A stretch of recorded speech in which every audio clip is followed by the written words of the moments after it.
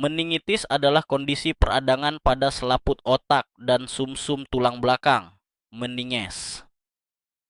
Ini adalah kondisi serius yang membutuhkan penanganan medis segera karena dapat menyebabkan kerusakan otak permanen, kecacatan, hingga kematian jika tidak ditangani dengan cepat dan tepat.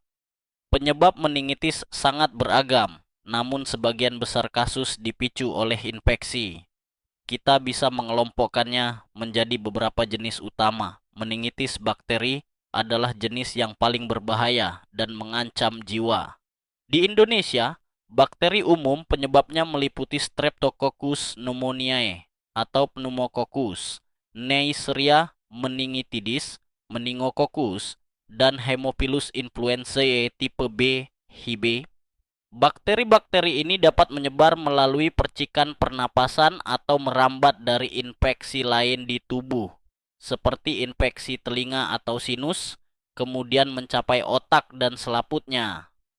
Mengingat sifatnya yang cepat memburuk, diagnosis dan pemberian antibiotik yang tepat dan cepat menjadi sangat krusial. Selanjutnya ada meningitis virus yang umumnya lebih sering terjadi dan prognosisnya cenderung lebih baik dibandingkan meningitis bakteri. Enterovirus sering menjadi biang keladi di balik jenis ini, meskipun virus lain seperti herpes simplex atau virus gondong juga bisa menjadi penyebab. Berbeda dengan bakteri, meningitis virus seringkali dapat sembuh dengan sendirinya, sehingga penanganannya lebih berfokus pada terapi suportif. Proses patofisiologi meningitis dimulai ketika mikroorganisme berhasil menembus sawar darah otak, sebuah pertahanan alami yang memisahkan otak dari aliran darah, dan mencapai ruang subarachnoid, ruang berisi cairan cerebrospinal yang melindungi otak dan sumsum tulang belakang.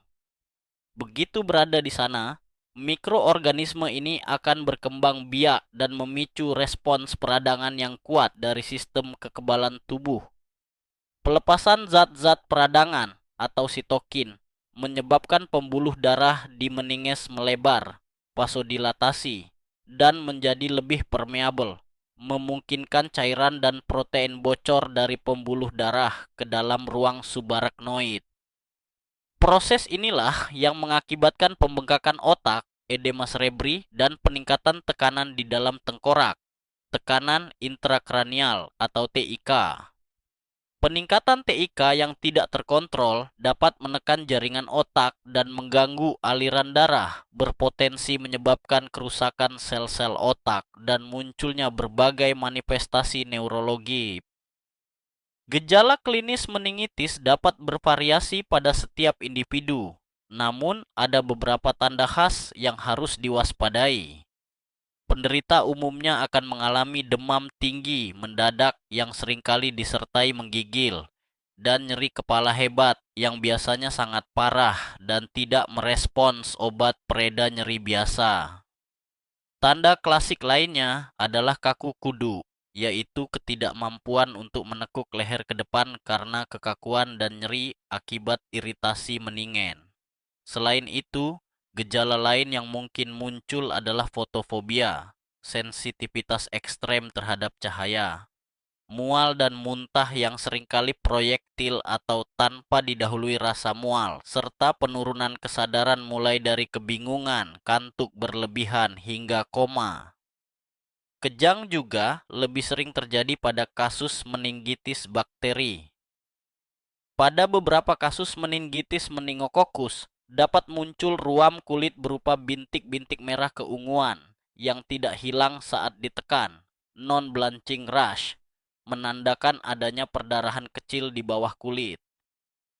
Proses diagnosis dan penentuan penanganan. Prosedur diagnostik paling penting adalah fungsi lumbar puncture LP, di mana sampel cairan cerebrospinal CSS diambil dari tulang belakang dan dianalisis di laboratorium.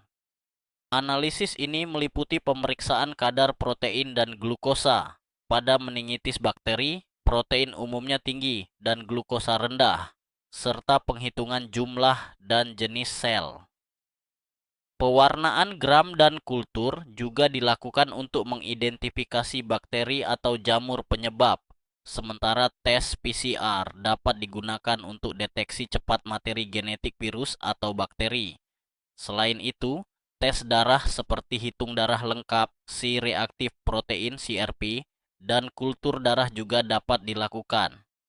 Pencitraan seperti CT scan atau MRI kepala mungkin diperlukan untuk menyingkirkan kondisi lain atau melihat komplikasi. Penanganan meningitis harus segera dimulai dan disesuaikan dengan penyebabnya. Untuk meningitis bakteri, ini adalah kondisi gawat darurat medis. Pemberian antibiotik intravena IV dosis tinggi harus dimulai sesegera mungkin, bahkan sebelum hasil kultur keluar. Dan kortikosteroid seperti dexamethasone sering diberikan bersamaan untuk mengurangi peradangan. Sedangkan meningitis virus umumnya bersifat self-limiting dan penanganannya berfokus pada terapi suportif. Untuk meningitis TB, dibutuhkan regimen obat anti-TB (OAT) jangka panjang, dan meningitis jamur atau parasit memerlukan obat anti jamur atau antiparasit spesifik.